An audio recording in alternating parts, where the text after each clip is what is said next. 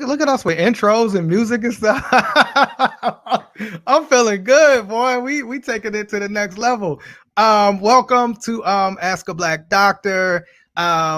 This is a One Hood Media, and I'm loving the intro music too. I was feeling that. And that's the first time I saw that, so excuse my excitement.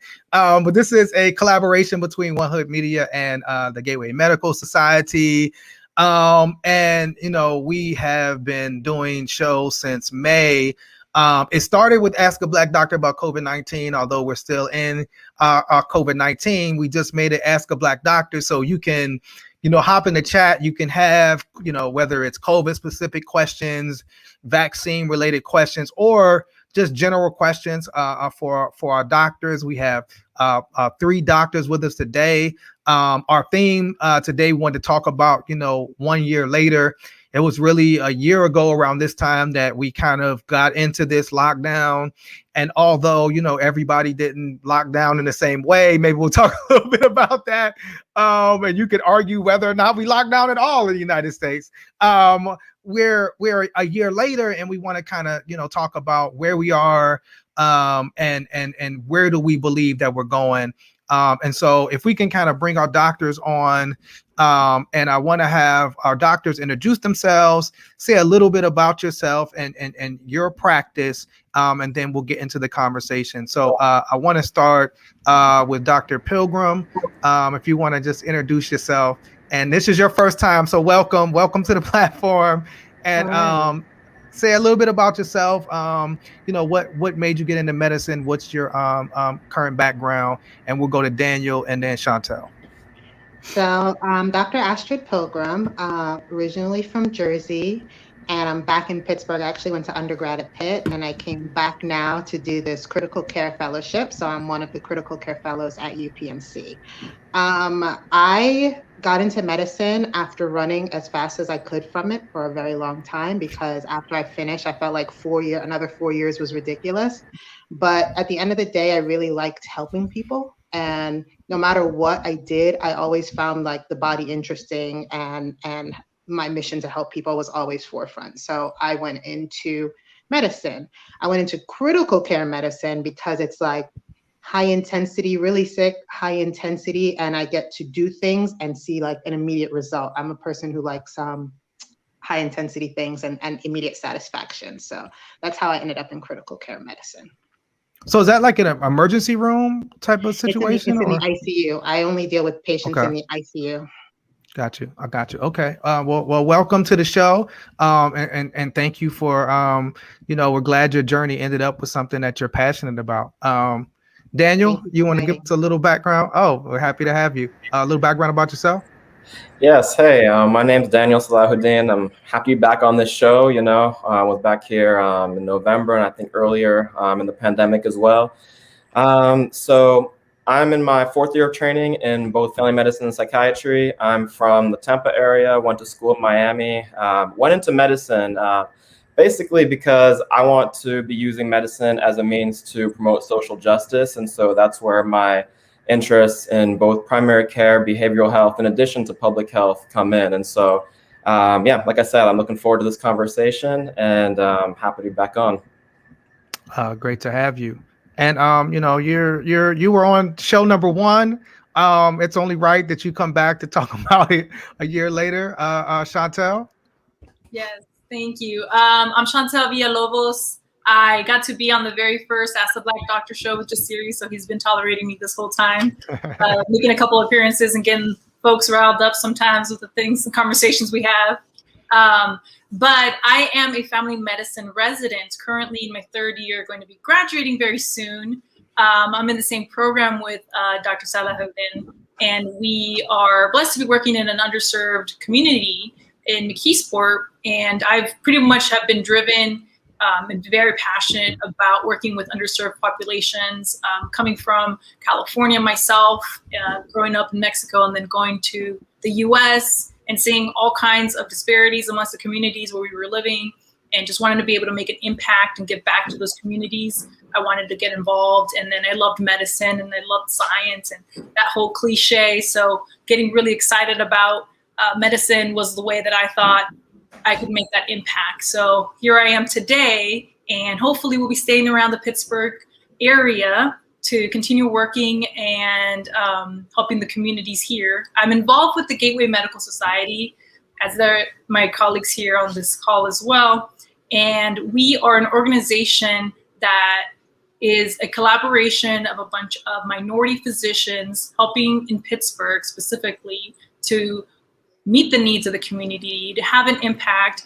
And we came up with this idea with Jasiri to have a show, get information out there for the folks who are hearing all kinds of stuff, especially at the beginning last year for COVID and all of the fears surrounding that. It's very important to us that Black and brown folks have a space, a safe space, that we can ask questions, have folks that we can trust, ask questions to or get answers from, and then be able to deal with this pandemic. And as things are ever changing and coming up, and here we are a year later still dealing with it, be able to process all of this. We know that there has been very real and tangible things that have happened in the past. There's very real reasons to have distrust in healthcare, and we're here to help bridge and give answers, because even though there's very few of us, there are minorities in medicine, and that we're here to look out for the folks and represent the Black and brown communities, be able to answer questions. And so it's a really cool thing that we can continue this show, and it's actually been doing pretty well. We could have never thought a year later we're still doing this, right? But yeah, we thought we all be on vacation right now, but well, I guess maybe that's the question to start off with. Are we getting closer to? I know that we still should be practicing social distancing. We still should be wearing masks. We were talking about a little bit before the show started about yesterday was St. Patrick's Day. I saw like a lot of people like in bars and clubs. I'm not ready yet. But it seems like we are starting to open up. Pennsylvania's opening up slowly. You have some states like Texas where they just said to hell with all of the restrictions. Like, where do you all see? And I'll start with you, Daniel. Like, where do you see? Like, are we over the hump? Are we is there light now? We talked about everybody having the vaccine available to them by May 1st, or should we still be cautious? Because then there's also been conversation. I think Dr. Fauci came out and said there might be a bump, coming up as well. How should we be moving? Yeah, so that's a great question. So there is light at the end of the tunnel, but we are not yet over the hump. I think one of the most important things we need to do is to remain vigilant. I think that over the last year, one thing that we've seen time and time again is the moment cases seem like they're on the decline, something happens and then things blow right back up again, and we're in the same place. Now, this time's a little bit different because we have the advantage of having vaccines. Now, in the vaccines seem to be working. We know from the studies that the vaccines work very well. And so what we need to do is continue taking precautions. We need to be vaccinating as many people as possible, but that's not enough. I think that one of the reasons that one of the ways that we can increase vaccine uptake is to really be promoting the idea of hope. The vaccines provide a key to be able to get our lives back as we knew it prior to a year ago. So I think that we're kind of in this hybrid stage right now where we absolutely cannot open everything back up like it was before, but I do think that we can approach cautiously, continuing to take the precautions that we've been taking, but also listening, but also giving people a reason to buy into what we're doing. For example, like the CDC said with their recent guidelines of vaccinated folks being able to be in an indoor space together. So little things like that to be able to provide glimmer and light at the end of the tunnel. Is that how you see it as well, Dr. Pilgrim? I mean, are we, it seems like at least we don't have as many like political statements kind of tied to what we're doing right now. It seems to be, a little bit more professional how we're moving. But could we possibly, be open by July 4th? I think that's the projection. Are we going to Cabo in July? So I guess I would say for the unvaccinated person, there's really no difference between where you are now and where you were when this all started, right? So then I would say that the risk is the same. If you have been vaccinated, then the risk may be a little bit different. And so other populations, like people who have been vaccinated, maybe their risk is different. But if you haven't, there's really no difference. Right. What we have learned is basically that masks work. So we are being safer. And I will say that Pittsburgh, I don't think I've seen somebody walking down the street without a mask. Like the city has done very well. Allegheny County on a whole has done very well with kind of protection. I agree that you can only keep people cooped up for so long. And so very careful reopening of the state is important, not just for your personal and mental health, but for the economy, et cetera. But I don't want people to be fooled into thinking that things are safe, because when we start seeing spikes, at least what I saw in spikes in the ICU is after big family gatherings where you don't wear a mask, right? Like at the Thanksgiving table, no one's wearing masks. Christmas, no one's wearing masks. So we haven't had these big holidays. So like, yes, there's a lull and you can fool yourself into thinking, oh, things are better, we're vaccinating. But the fact of the matter is we're still in phase 1A of vaccinations, and we're not gathering maskless like we do at holidays. So I don't want people to be lulled into this sense of security. Right. Is that what you're seeing, Shantal, with some of the families that you're working with? Are you seeing like less cases now? Are people like I have a mask for different outfits. I'm kind of I guess I'm just used to it. And I kind of feel the same with Dr. Pilgrim. Like if I see somebody without a mask, I'm kind of offended. It's like, kind of put your mask on. And how are you'd work with families. They're talking about, school reopening, educators being vaccinated. Are we ready for that next step? Yeah, no, you bring up a really good point, because there's on one hand, a sense of normalcy when you're talking about having a different, mask for all your different outfits, and then just kind of getting used to that, which is, that component is a good thing. We want people to kind of have that normalcy about them. And then there's that hope and that itch to want to just reopen and go back to normal. I think we have to reestablish this whole identification of normalcy. We should be looking for a new normal, not thinking that everything's going to go back the same. And if you think about it, to go to that new normal, you can't just go black, white from like where we are here to like 100% this way. And by doing that is how we get in trouble. That's how we get the peaks, and that's how we get that. We have to have a process stepwise to think, okay, if I eventually want to be at a point where we're going to be doing these things and being able to have some more activities, I have to be able to allow a transition. So if it means more people are getting vaccinated, leave a transition point of everyone doing exactly what we're doing still for a while before we start opening things up.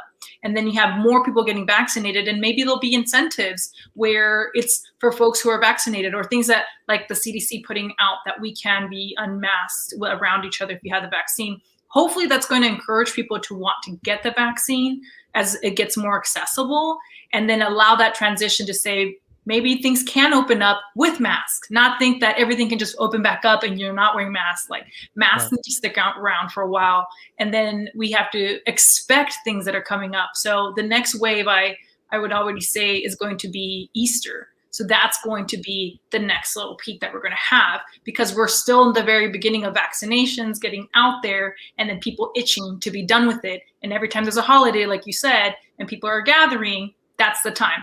And so we need to encourage folks right now to stay strong and say, hey, be smart about this gathering. We're not saying don't do anything, everybody stay away from everyone. We're going to say, hey, plan for something, go get vaccine, go find where in your area you can get the vaccines, and then wear a mask. Wear a mask, try to keep some distance, but maybe it'll be nice that you can gather and gather safely. So let's talk about gathering safely. Let's talk about finding that transition piece, but it's not going to be like, you don't have anything to do. Now there's vaccines, but you haven't gotten the vaccine, and no one in your family's gotten the vaccine, and here you are gathering, and you had grandma and grandpa coming in from out of town. Then we're going to have those problems, and we still have plenty of deaths. And so we had that second influx over this winter, and there was a lot more deaths, and specifically in Pittsburgh, and cases from that first wave. And so we still have those, and it's trickling down, thankfully, since December, but we are having daily cases, daily folks passing away, and it's still affecting and impacting Black and brown folks at twice the rate at least. And so this is still very real. There's hope, I would agree, Right. but we have to still be careful. So, so Dr. V, does that mean like can we open schools? And I say that, I know like our mayor was kind of adamant about educators should get vaccinated, and I think the governor came out and was saying, encouraging educators to get vaccinated. Does that mean like, I would rather err on the side of caution, like, just our organization. I don't want to do anything inside until next year. But I mean, is there like, I've heard April possibly like to reopen school. Is that realistic? Or, should we say, hey, let's just go into summer vacation. let's try it next year. What would you recommend? Well, April's 2 weeks away. So right. I would agree. Absolutely not. You're not ready for April. We haven't even gotten to the tip of the iceberg for folks who are 65 plus as far as vaccines go. We have so many more people to vaccinate. So We're not there yet. I would agree. And then it's so close before we know it to the end of the school year. So it might be smart, like what people are doing now to continue doing that, and then spend this time as opposed to just too quickly open everything back up right now in this school year. Make a solid plan for this coming up school year. Keep doing what you're doing. Keep things separated. Keep it half and half if you're doing virtual and in person. Start getting all of your teachers vaccinated. And that would be really important. And that would be so great to make sure that you're coming into a school year, everybody can be safe and protected. And we feel comfortable that anyone who's around kids and folks, that they have the vaccine, making that accessible to all of those folks, because right now, many teachers are young and healthy and they're not getting that easy access to it. So we're not quite there yet, but make the plan, have something set up for it, finish out the school year now. And then maybe before we know it, summertime, that is going to make the cases go down. Let's have a time where all the cases are all very, very low. Everyone's getting the vaccine. Then you can see things open up and you have like that cap of protection with people with the vaccine. No, that's intelligent, and I'm gonna go with you on that as well. I kind of want to come and we have some good questions in the chat already, but I kind of want to come to you, Daniel, about we're 1 year. This was kind of like when we started to lock down. I remember, and I was talking a little bit about it earlier. I think I traveled from like March 8th to the 10th, and I traveled knowing like this was probably going to be my last trip. And I remember coming back and it was like everything is shut down. I'm curious though, being in the medical field, like how early, like were you all having conversations about, COVID in kind of January, February? Like, cause I feel like it probably, you all were probably discussing it before it became to like the mainstream consciousness. And did you foresee, a year later, we will be kind of in this position? Like if you take yourself back a year, and then did you even maybe have some trepidation because you are in this field? Those are some questions that I have for you. Yeah, absolutely.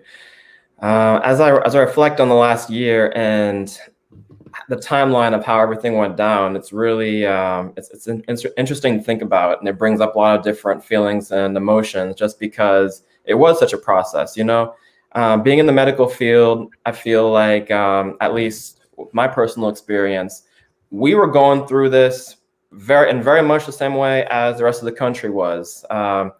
We were starting to hear, I remember the first time I ever heard about COVID was in December of 2019. And at that point, it was just like some article that I saw about a virus. And, I'd seen articles about viruses previously and didn't honestly give it too much thought. Fast forward to January, and again, still kind of the same situation. But then there was a little bit more urgency about it because people were talking about potential spread to the United States.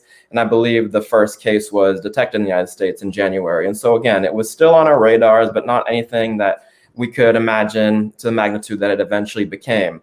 Fast forward a little bit longer, And we're starting to talk about it in our clinic. I distinctly remember I was in clinic the week before the shutdown, and we were talking about it pretty extensively. But still, I don't think that it had quite really set in the impact this would ultimately be having on all of our lives. It was kind of this thing that this will be something that we're probably going to be seeing. But in terms of how fast everything happened, I remember that week and that day like it was yesterday. I remember exactly when the NBA was shutting down. I mean, this was all happening in real time, and there was a lot of confusion and chaos, and we didn't know what was going on. That's being real. Toilet paper was being stocked up. Right. This was like the week when the shelves were empty, right? Exactly. Yeah. So I mean, yeah. To answer your question, really didn't know. And in my situation, it was I was doing outpatient psychiatry at the time, and so that was very easily converted to virtual platforms. So I was 100% working from home. That wasn't the same situation for Dr. Villalobos or Dr. Pilgrim. They were both, in the hospital and everything. I ultimately went to the hospital later in July, but I mean. So I didn't necessarily experience that same aspect of literally not knowing anything about this virus and what was about to come. I think that by the time that I did go into the hospital, we were a little bit more comfortable with what we were dealing with. Right. Can you talk about that, Dr. Pilgrim? Because like you said, I mean, you said you like that intensity, and it was like the universe said, "Oh, really? We're gonna give you some intensity." Yeah. So can you talk, because if you're talking about the ICU, and I remember like there was a lot of the focus, and they put the breathing machine on you, it could mean somebody was going to be out of there. I just remember that intensity. So did you obviously, as a doctor, you can't really hesitate. I mean, you kind of jump in, but what were some of the thoughts, feelings, and emotions you were going through as you're like literally in the midst of a pandemic that's going to go down in history? So things were really scary for a good bit of time. As for me, I remember the point where I really got worried was when we started talking about resource allocation. Like, if you got sick, who would get help and who wouldn't? Like, things would be so tight that we would have to make decisions on which patient gets to live and which patient doesn't. And not us as the doctors, but really as the administration, it would be above us.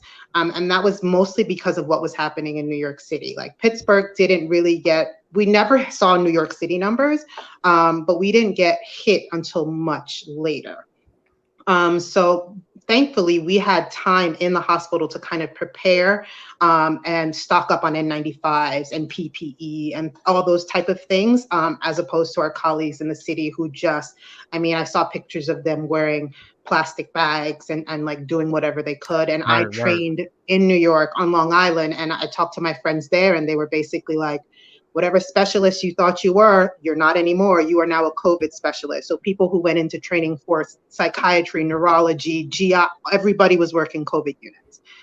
Thankfully, we never got hit like that. We did have our peaks, and I think I think UPMC did a good job in kind of providing us safe gear. At least for the I can only speak for like the critical care people. So they did a good job in providing us stuff, because we respond to anything that any codes in the hospital we're responsible for responding to. So we don't know what the patient status is necessarily at that time, and we had limited resources. Like, we weren't testing everyone because they were worried that we wouldn't have enough swabs. And so sometimes I'd be there and a person can't breathe. I need to intubate them. I don't know if they're COVID negative, COVID positive. I'm looking down their throat. They're breathing on me. Like, so they did a good job in providing gear for us. I think kind of you just put your head down, and it helped to have people who are going through the same thing to just kind of put your head down and slog through it. So that was very helpful, and there was a lot of resources and people that you could reach out to. But I mean, it was tough. It was really rough. I was talking to my family very regularly because I can imagine. And just going to you, Dr. V, it kind of went from, we'll get to. I'm a person that like I might not see a doctor till I'm sick, and so like I'm also interested in like now like doctors, nurses, medical people are like the top story for like a year. Like, what are the COVID numbers? And just like you said, I could imagine that even puts pressure on you outside of the hospital where people know you and know you're in the medical field. Like, help us, give us some information. You were dealing with families. I mean, how stressful was that, particularly in real time? As like, I think one of the most interesting things about this show is like we might learn something next month that we did not know the month before because we're actually like studying this in real time. So how was that for you, Dr. V, as this thing really began to unfold? It was interesting because in the from the perspective from the inside, as things are unfolding and the world is kind of like, wait, what's going on? Kind of like Dr. Pilgrim was saying, it hit Pittsburgh a little bit later. So you're watching this thing that's happening in Europe, but you're like, is this real? Like, is this going to happen? Like, can that even be real, like true that all of these folks are dying so much so that you got truckfuls overflowing, sitting outside the hospitals, and like those are all full of dead people? You're like, how, it's almost surreal, right? True. So living in it firsthand, when it did come to Pittsburgh, it became this thing of like trying to make people aware and to believe what was happening. So I was actually in the hospital when we first were having cases show up in Pittsburgh. McKeesport actually was one of the main hotspots, including Glen Hazel, that had the most cases because we had outbreaks in a nursing home in our area and in Glen Hazel. So I was actually in the hospital working a month when it started popping up. So the first cases, I remember we had patient 0 and we did a case about it, and we actually had him on our service, and it all went from there. And we discovered that it was coming from this nursing home, and a lot of the patients that we had known from the last couple of years were starting to pass away. Like, I knew folks firsthand who I missed dearly that we had at that location, and they were experiencing all of these things. I'm learning firsthand as we learn information, and I'm feeling like we're becoming little COVID experts and now trying to get the information out to folks. So as things unfolded, I was in a position of seeing it firsthand. Gateway, we were working on getting the show figured out and worked out by the time May comes, because we got to get the info out to the folks and say, this is real. This is very real. This is before we got data about race-based, right, and how it was affecting. But we were like, something's off. We have a feeling like they're not saying numbers-wise. We don't know yet. They're not saying how many, but we were like, yeah, this is definitely impacting Black and Brown communities like really badly. And so by the time that we have that information, we just wanted to get it out there. And so I was worried more so to get families and our patients to really buy in to what was going on. People in the community are kind of like, yeah, the people are talking about folks in the medical community. Like, have you actually seen it? Do you actually see anybody die? And I was like, yeah, actually, I've seen more people die than some of my colleagues because I'm here in McKeesport. And so it was interesting trying to get people to buy into what's going on. And I feel like it's been like that all year, where no, this is very real. This is going on. Hey, this is affecting our folks more. Hey, these other conditions are involved now. Hey, it gets to young people too. Hey, even little kids can die. Hey, there's a vaccine. And hey, actually, this vaccine, you should really take it. So it's been kind of like the whole time being like trying to get people to buy into what's going on, to believe what's information. And so it was just an interesting perspective to put that through. No, and that's interesting because it's almost like now you have it's like another job, right? It's like now you're not only like required to be a doctor, but you also have to kind of put the word out. And that's one of the reasons I appreciate, I see Dr. Johnson and Kiana in the chat and Gateway Medical Society, because we were able to kind of put this platform together to kind of get the word out and knock down a lot of the, I remember where it was like, well, if you have melanin, you're okay. And it was all of these like, things that we had to kind of deal with that. And I think just like you said, it's kind of been a year of dealing with that. But I want to, I do want to come to you, Dr. Salahuddin. This was the last question I have before we get to some of the questions. And it was around, we saw, I remember those first data came out, and it was so skewed towards the Black community and the brown community and marginalized communities, and that racial disparity piece. And that was kind of when we first started launching the show, and then it made it even more, the emphasis more on us to talk to our community and make sure our community was getting tested. And kind of work through some of the barriers that we even had to getting there and all of these things. And I'd never heard of the word comorbidity. Now I know like what these words mean and stuff. Are we a year later? I know we've been having a conversation. Have we made any progress? Have you seen any progress towards kind of dealing with the racial disparities that, COVID-19 really laid to bear, how different it is sometimes, medical treatment we get based on our color. Have you seen any hope in that? Yeah, so when COVID-19 first came out, people were referring to it as the great equalizer. We quickly knew that could not be further from the truth. It was the great revealer. What COVID did is it turned us all upside the head, all upside down. It showed exactly what's going on in our society and shed a big spotlight on it in terms of our differential access to various things, different opportunities, different outcomes. And so that being compounded with the uprising over the summer really pressed the issue in this country of race and equity. And honestly, it's been heartening to see people talking about it more. I think as a medical institution, we're definitely talking more about disparity.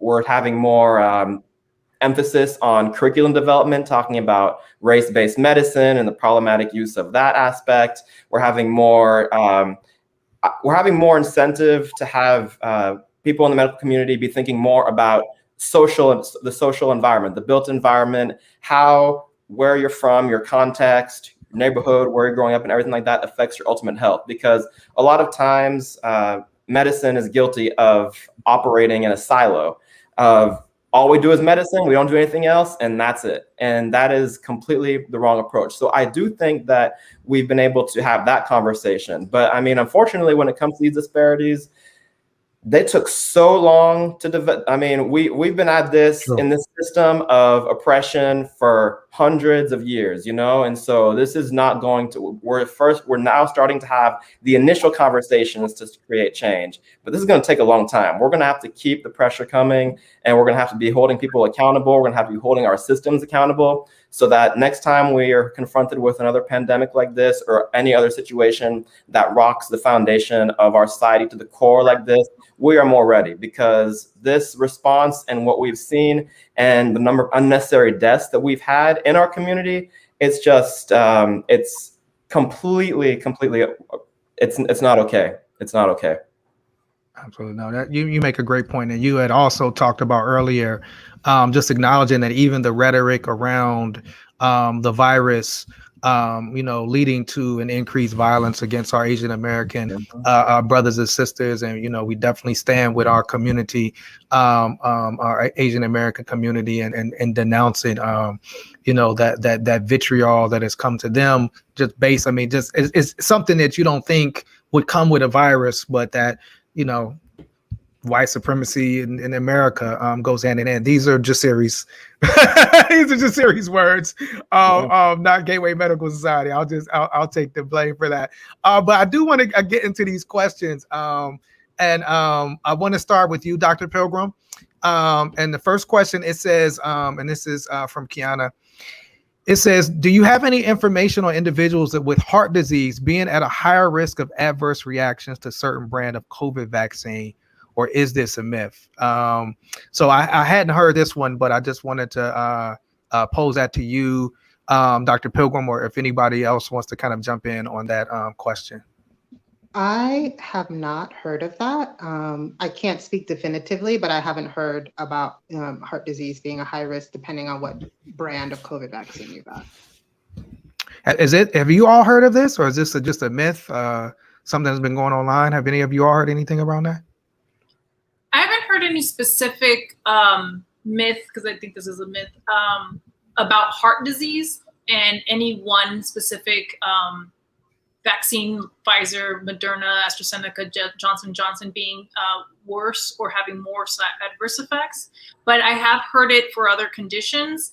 And right now, there isn't anything to say that there's a difference between any of the vaccines. They all have almost 100% effectiveness in avoiding mortality, and that's what we want. And so then across the board, they're all doing great. They do have different efficacy or different rates for preventing and not getting COVID. So the Pfizer and Moderna are more protective against getting COVID, but the point of the vaccines is to not have deaths and to decrease deaths and severe COVID, and they all do that very, very well. And then they are safe across the board for people with all these conditions, and heart disease would get you actually qualified into the phase 1A to be able to receive the vaccines that are available. So right now there isn't any more adverse reactions. There is reported difference by a little bit of which adverse reactions you get from the different vaccines. But there isn't specific to a condition right now. Gotcha. Thank you. Thank you very much. Another thing I would like to add, just piggybacking on Dr. Villalobos' comments, are when looking at the 3 different vaccines, it's kind of like, especially looking at Pfizer and Moderna and then comparing that to Johnson & Johnson, you can't really compare. It's like apples and oranges. You know, we've heard a lot of different things as Dr. Villalobos was alluding to about the efficacy. So the Pfizer, Moderna are 94, 95, and then the Johnson & Johnson is 66%. The way those trials were done, when those trials were done, very different settings. And so it's really hard to say. The Johnson & Johnson vaccines were conducted primarily in settings where the mutations that we're seeing are more prevalent. And so I just wanted to get the message out that regardless of if you have the ability to get the vaccine and any of the 3 vaccines, they're all good. There should not be, and there's no vaccine that's better than the other one, is what I'm trying to say. Got you. Thank you. Dr. Johnson had a question. It said, what messages work for 18 to 25-year-olds and 25 to 49-year-olds? These are the age groups who are leading in terms of cases. What can be said to reach these demographics? What's wrong with y'all young people today? But I mean, I think that's a good point, because you do have folks that have kind of like you talked about, Dr. Pilgrim. We've been locked in for a year. It's starting to get a little warm again. It hit about 55, 60. So are there messages that can work to that demographic that you've seen?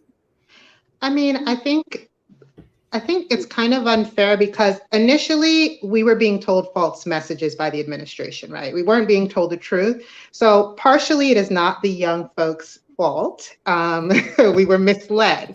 I think what happened now is that, unfortunately, because we've had so many deaths, most people know somebody, or at least know somebody who knows somebody who died of it. So I think that actually having to see it in the face has really opened up people's eyes. Right now, it's going to be about access, right? Like, people who are healthy, 18 to 25 and 25 to 49, don't qualify for vaccines yet. So it's really just about teaching them to continue to wear masks and be safe until the phase opens up where they can get vaccinated. So I'm in medicine, so I don't know. I would hope that people in these age groups are now very aware. I think everybody's aware of how many deaths we've had and how terrible this was.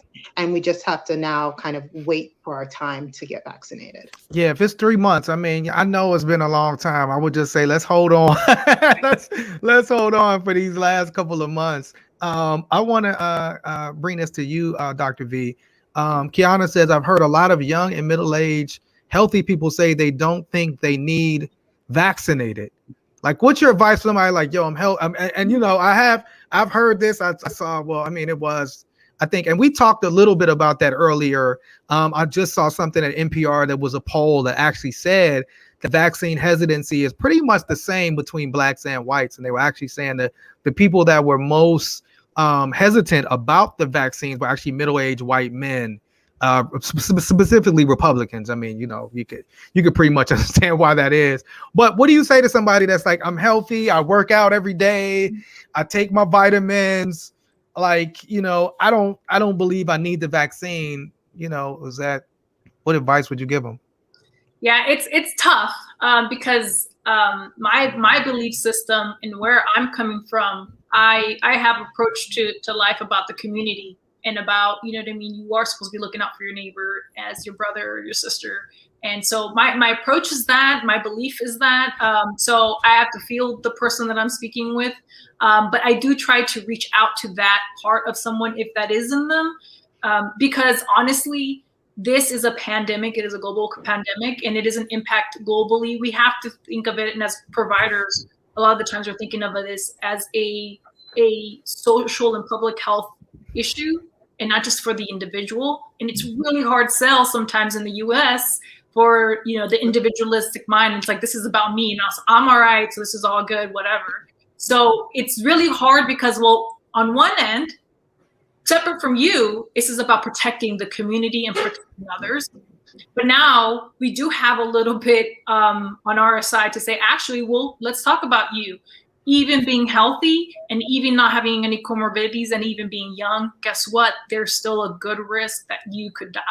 And so that we've seen and that we know.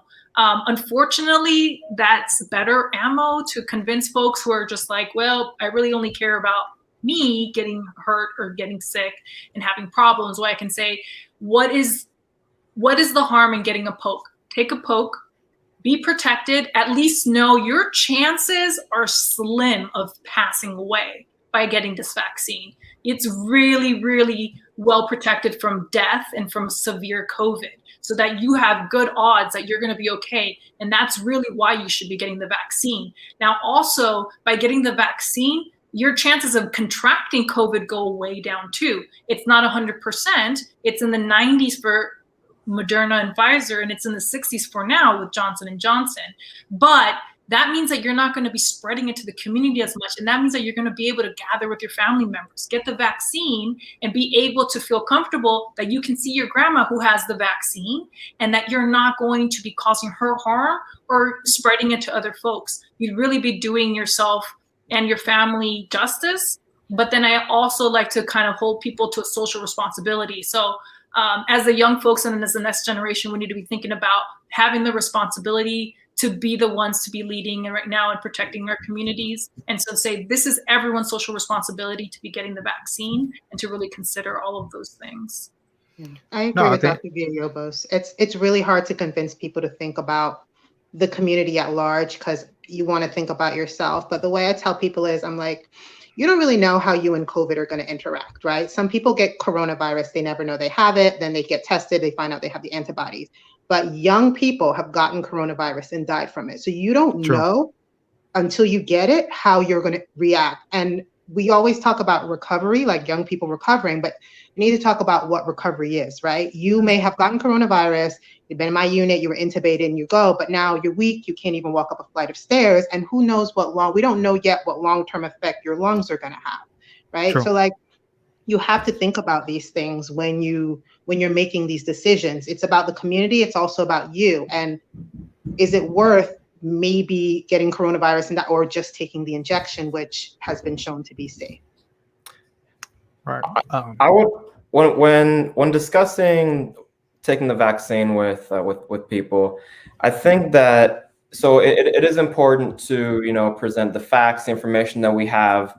But at the end of the day, people are very dynamic, to say the least. We do things, we behave, our behaviors sometimes doesn't necessarily isn't rational, for lack of a better term.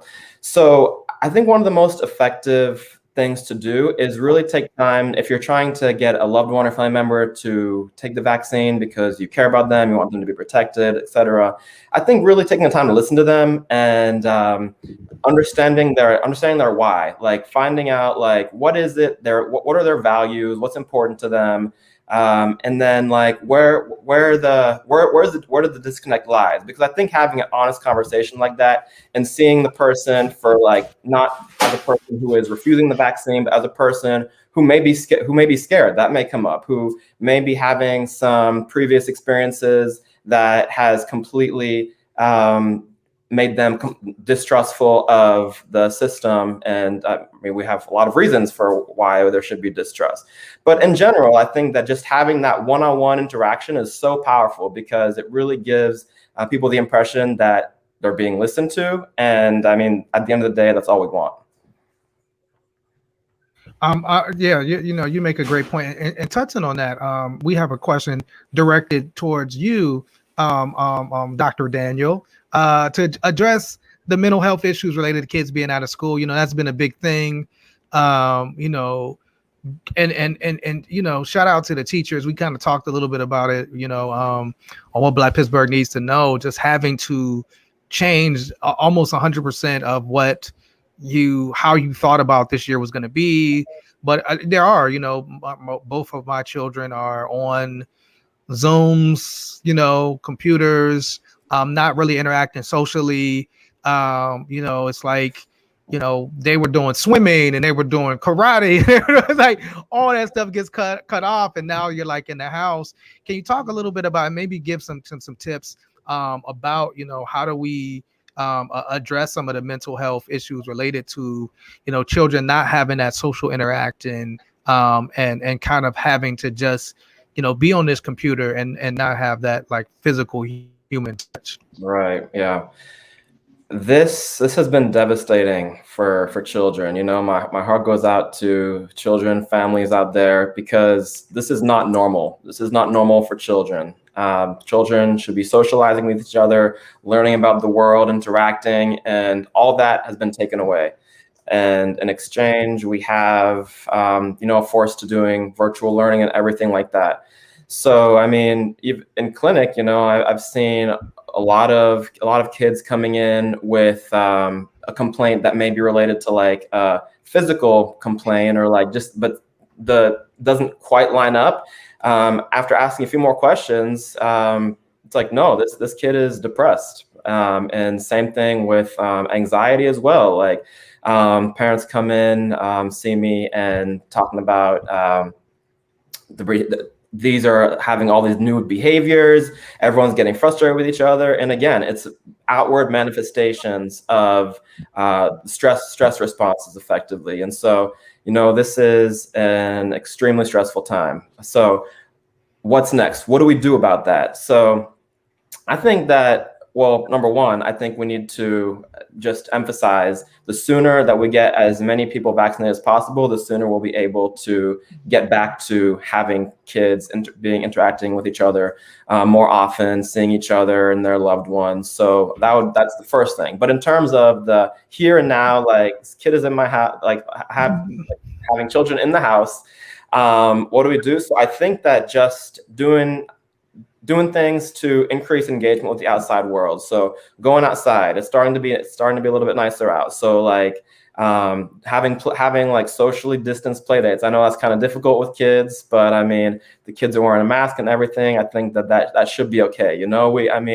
It's been a unusually cruel year in that regard for kids. I think that they should be able to do that, and the data in terms of schools opening has shown that like there has been no COVID outbreaks or anything like that associated with kids, like basically schools that have the ones that have decided to reopen. And so, I mean, all that to say, I think that as long as you're safe about it and it's like outside and everything like that, like I think that kids should be able to see each other, because honestly, at this point, we're starting to we're going to be facing these effects for years and years down the road from here. And so this is just the very beginning. So all this depression, anxiety, trauma that we're seeing, this is only going to be worse. And so if we can be proactive and do the best we can to decrease the risk of those things progressing, then I think we're overall going to be in a better position, because it really is that balance of COVID safety and mental health. And that's going to be something.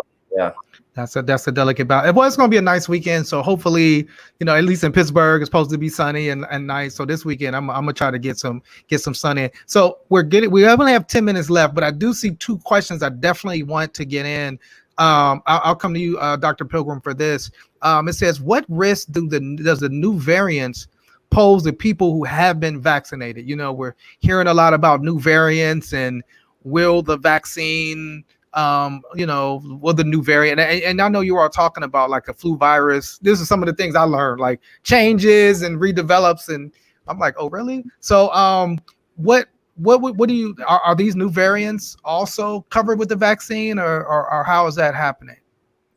So the new variants, they're showing that the vaccine might have some effect against them. Remember that the virus is a living organism. A living organism wants to live. So it's going to adapt. When you try to kill it with one thing, it's going to adapt so that you cannot kill it. That's its goal.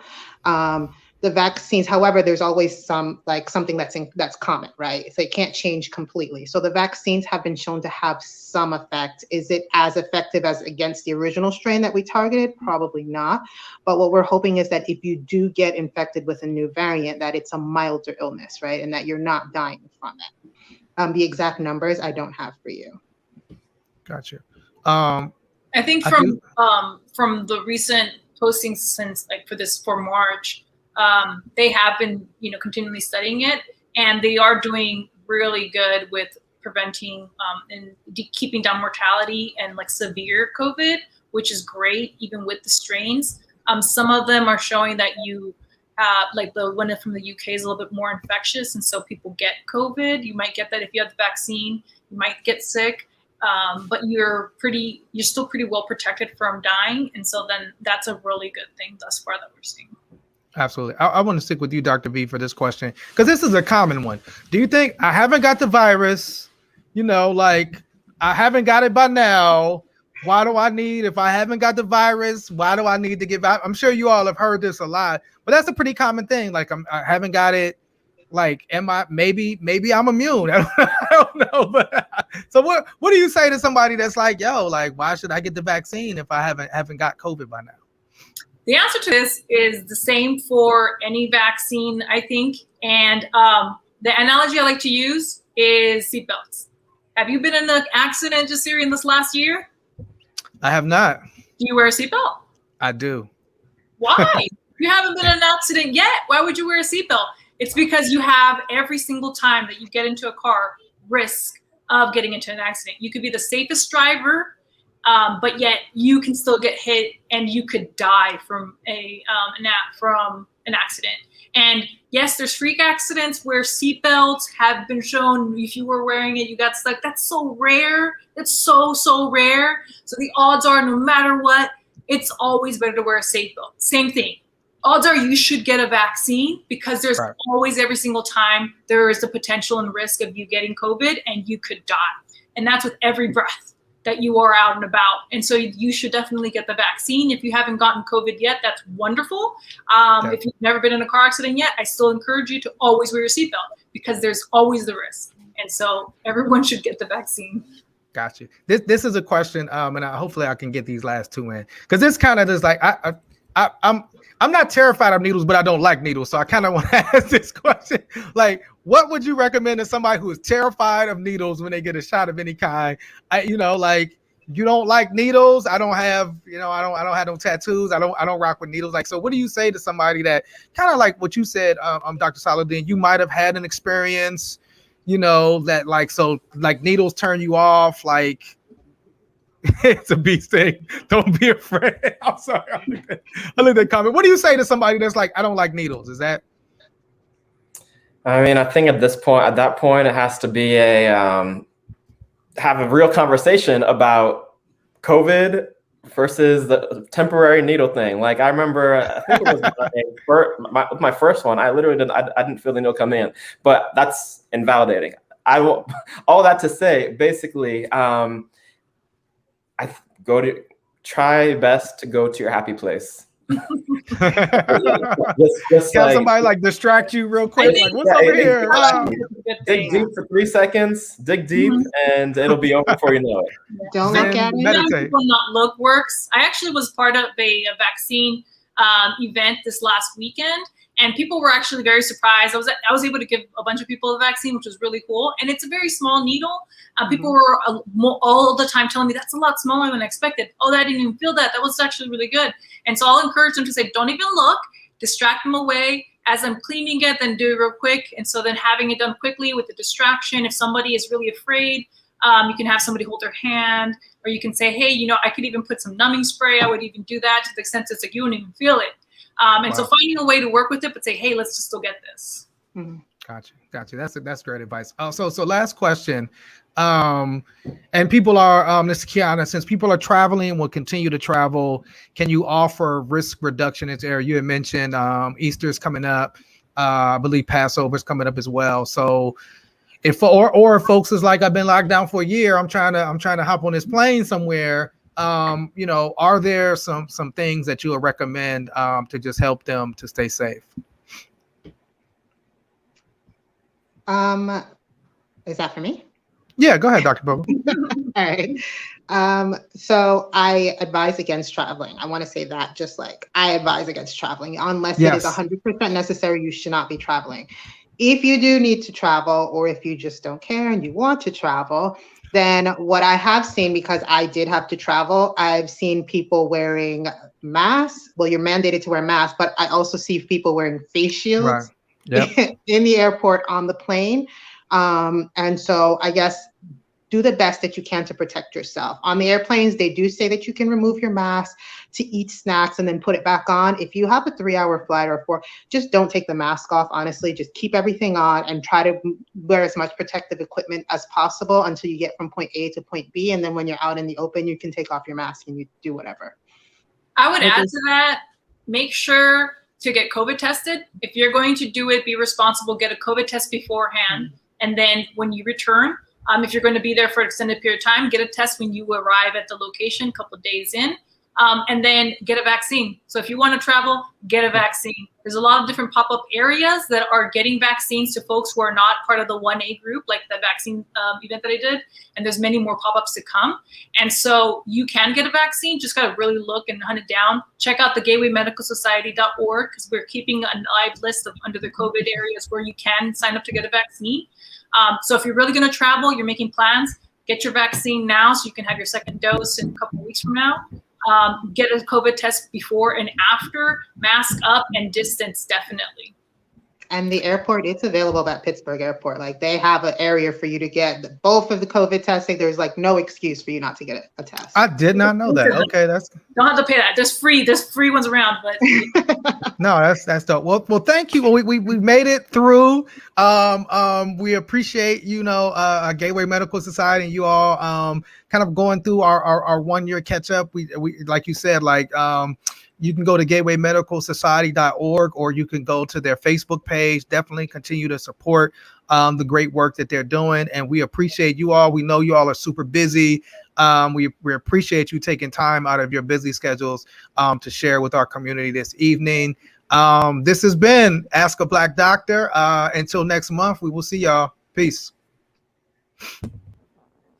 Right.